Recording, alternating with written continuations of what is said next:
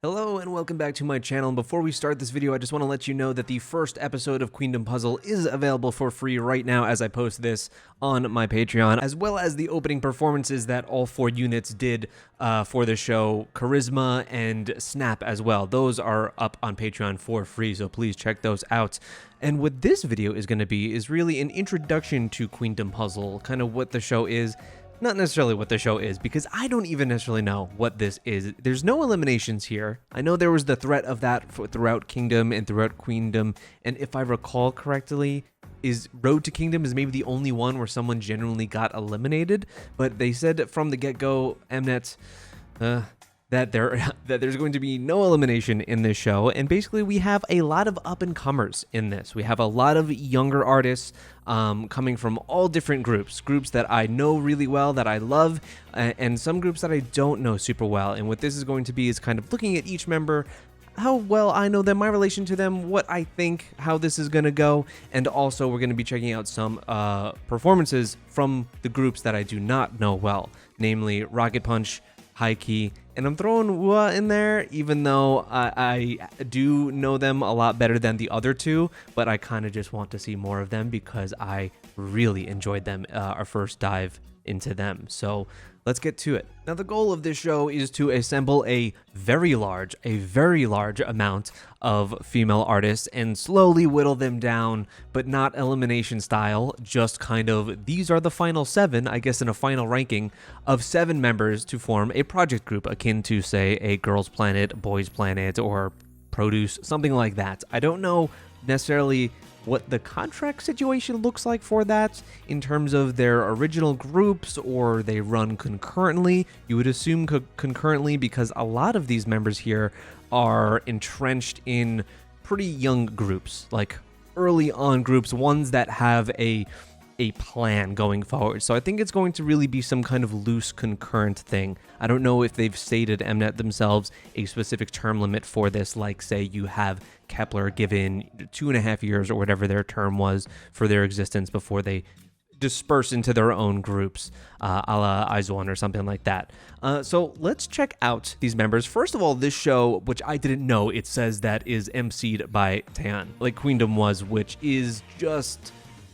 that's kind of the icing on the cake there for me, because that's huge. I think that's awesome. I had no idea that she was emceeing this show. This is a spin-off to Queendom. And now let's look through some of these members that are going to appear on the show. Now, the one we're going to start with is Yoon, a CLC who has recently debuted her solo career with Cherry Coke, which I kind of liked but had issues with, but have completely turned on outside of that ending drop that it has. That's very random. I really love the song now. I love her. If there were anyone on the show that I would be when we do our reactions to the show, I'm going to say I'm completely biased in that she could walk on the stage, smile, and then walk right off. I'm like, bam, put her in the group. Put her in. I'm voting for her no matter what. So she's the one for me that will get the vote. I absolutely love her. I miss CLC desperately, so I'm very psyched that she is on this show. Moving on, we've got Jui, who is from Momoland, who had a wild end. I'd say wild end, but it kind of went out as a whimper in terms of, like, I don't know how that group was managed. It was just awful.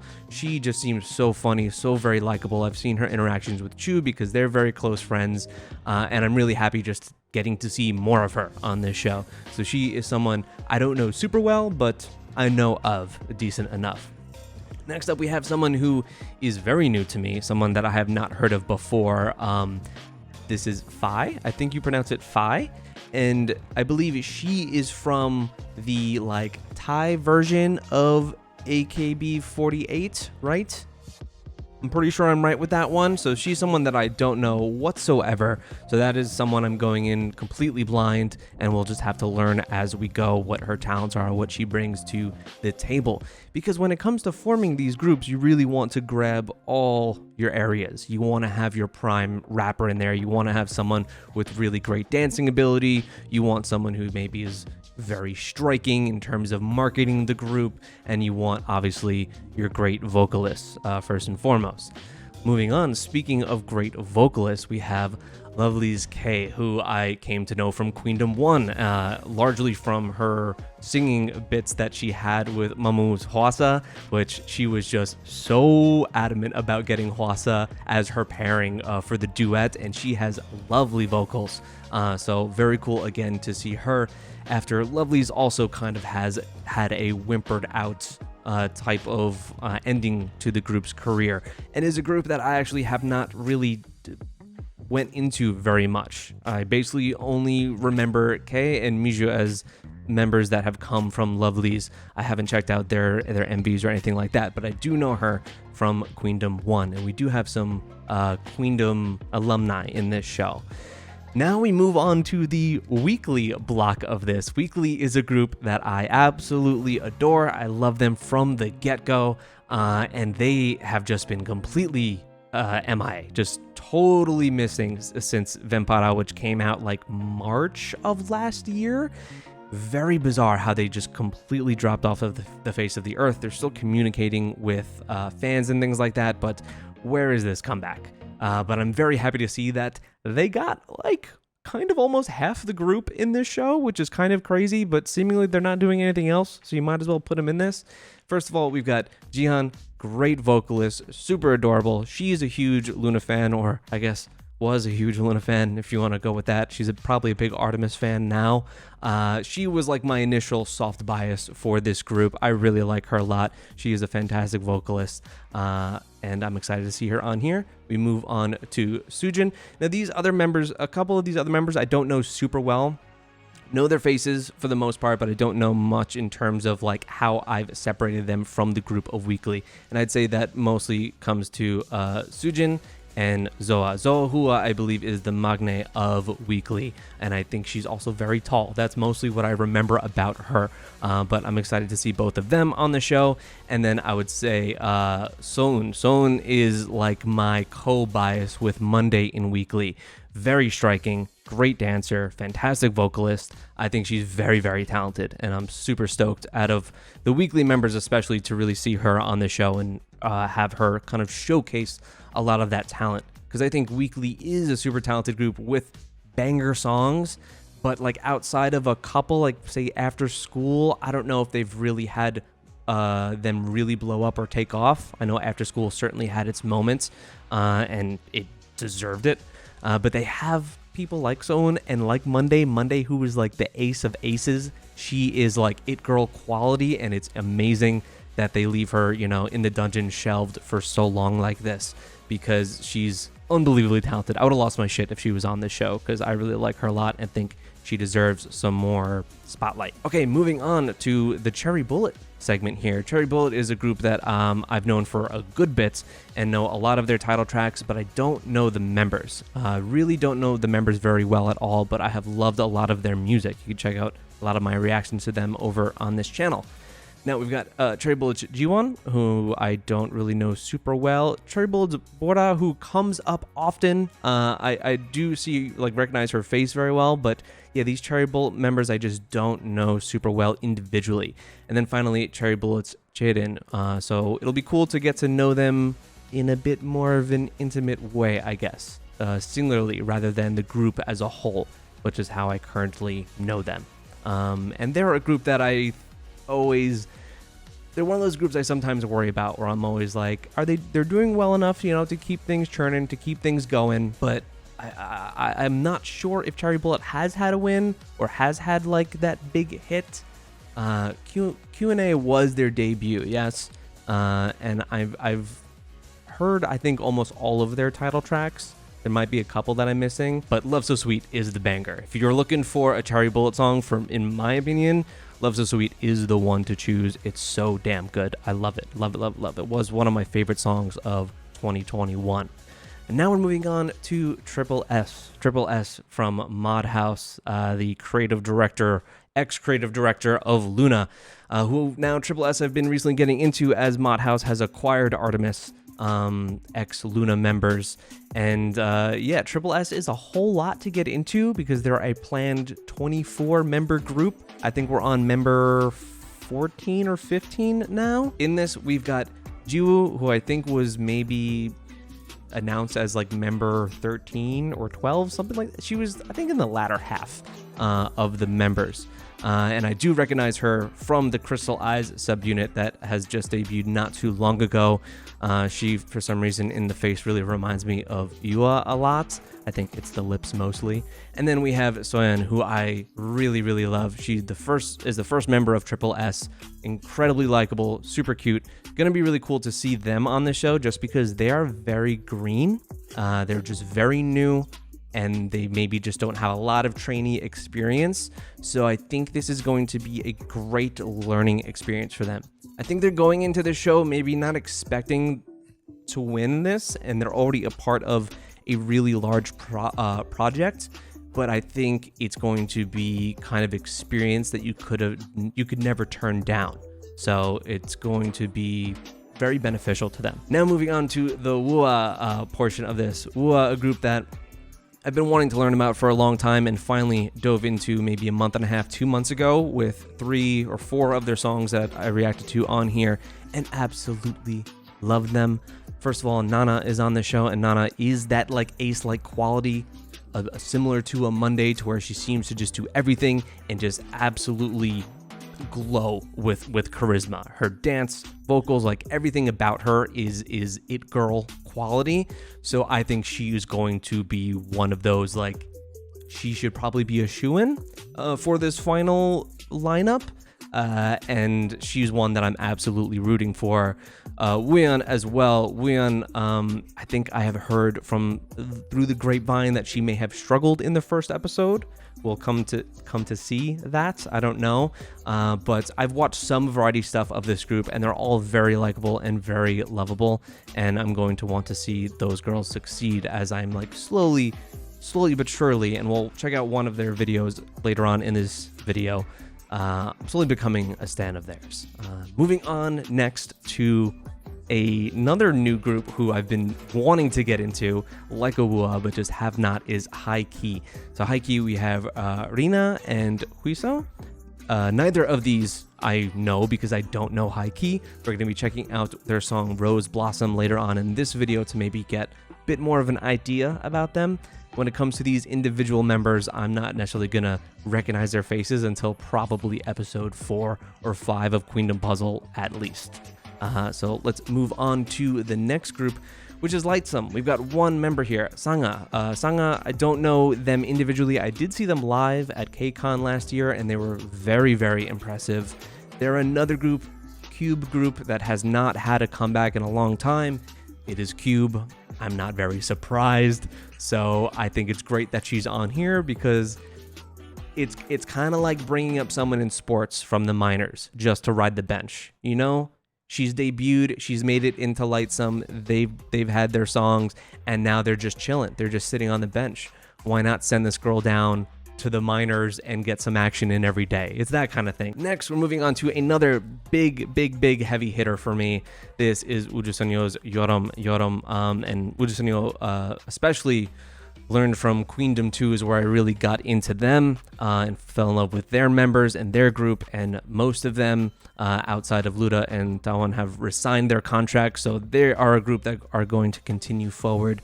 But usually after you resign these long contracts, it takes a bit to get things started again, and maybe that is true also for Ujusonyo. So here we at least get Yoram, who is a phenomenal dancer, is going to end up being one of the best dancers of this entire show.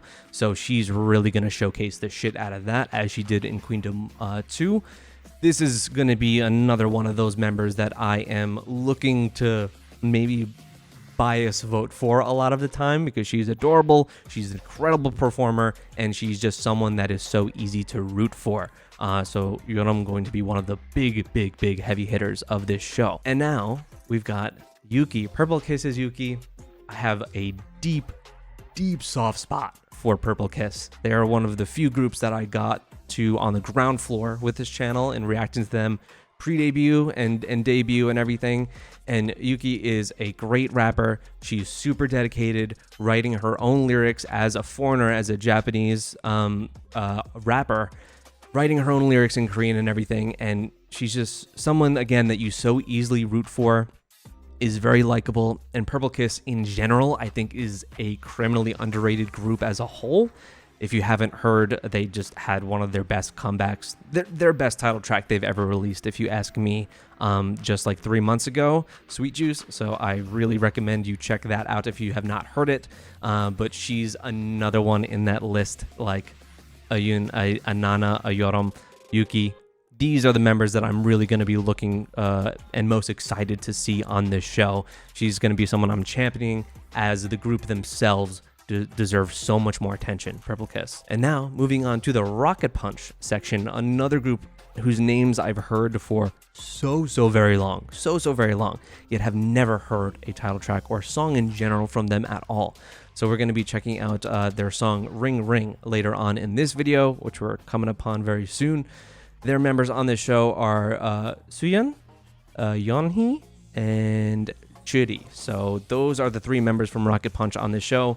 Don't know any of them, so we'll get our first exposure soon. Let me know what you think in terms of these groups that I especially don't know, like a High Key, like Rocket Punch, or some of the artists that I don't know that are on here as solos.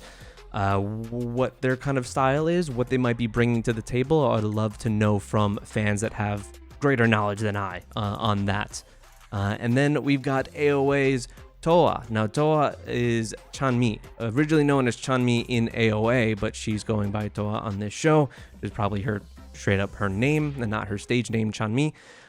She, I remember from Queendom 1 as a phenomenal dancer, striking as hell visual, and phenomenal dancer. So it's going to be really cool to see her on here, as AOA is another group that had that kind of strange, odd ending with lots of controversy to their run.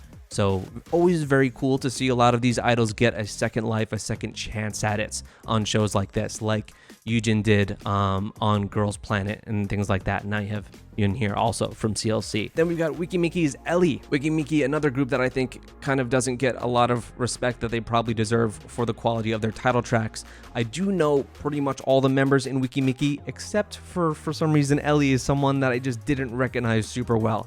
I've gone back to the title tracks like Oopsie and some others and have picked her out to kind of, because I know those songs really well, but I wanted to know what her parts were and where she fit in. She is a lead vocalist. I do somewhat recognize her face, but she's one of my members from Wikimiki that I just didn't know as well as the others. But I'm just happy to see one of their members on here, because they've also not had a comeback in a while. I think Siesta was probably their last comeback, which I liked. Didn't love, but I liked it. And that feels like it was already a really long time ago. It was had to be at least a year ago, right? So I'm not sure where they're at this moment. Then finally, rounding this whole thing out, we have Miru. Miru, I believe, is from AKB48 proper, the Japanese ongoing girl group that's the one that people like age out of, right? And you graduate to something else, and then new ones funnel in, and that has been going on as long as a lot of you were alive, I'm pretty sure. So she is born 97. I didn't scroll and really look to see who is the oldest in this whole thing, and who is the youngest in this whole thing, because I'd like to see that disparity. But quickly scrolling through, it looks like, I'm gonna assume the one Thai girl is probably the oldest, or Chunmi, and that's kind of looking to be the case, and also K as well. And then I'm assuming also the Triple S members are probably the youngest in this bunch, or the high key members. That is the lineup, and it is largely stacked. And what I love about it is that it's largely stacked by a lot of younger idols. It's younger idols that are going to get to showcase their abilities, and it's a lot of older idols that are getting a second chance or getting to prove themselves in a way. And I just like shows like this that are taking those that need opportunity in some way, and are showing that off. There are some on here that I don't think as much as others need it, like Yoram. As much as I absolutely love Yoram, I think she really showcased what she could do on Queendom 2. WJSN won that show. I don't necessarily think she needs that shot, like they resigned contracts, but I'm just happy she's here because I really like her. Similar maybe with Yoon, in that she is very, very talented, but maybe I'm very insulated in that I know how good she is and how much I like her, and I like that she's on here because others will get to see that. CLC was a group that I wanted for a very long time to be on a show like Queendom, to show what they were capable of, to show how much Cube was holding them back, like they are Lightsome probably now as well, because I think Alive was their last title track. So yeah, those are the members. I'm sure that was very long-winded. This is meant to be very casual. Super excited for this, just to see all of these girls, because a lot of them I think are super talented and I really like. And it's going to be cool to also pit them against each other, because that's very hard, and you know Mnet is going to do some evil editing. You know that's going to happen. There's no eliminations this time, but I'm sure there's going to be bad blood sown on the editing table, basically. That's gonna happen. You're gonna have your Sinbi Ice Queen moment. Like, I don't doubt that for a second, because it's Mnet. But we're gonna be checking out 3 MVs now from 3 of the groups that I know less, we could say. We're gonna be doing Rocket Punch, who I've never heard from before. We're gonna be doing High Key, who I have been meaning to listen to forever. I'm told I will love them. And I've not heard them before. And then finally, we're going to be doing a song I have not heard from Mua, which is Danger. So let's get to it.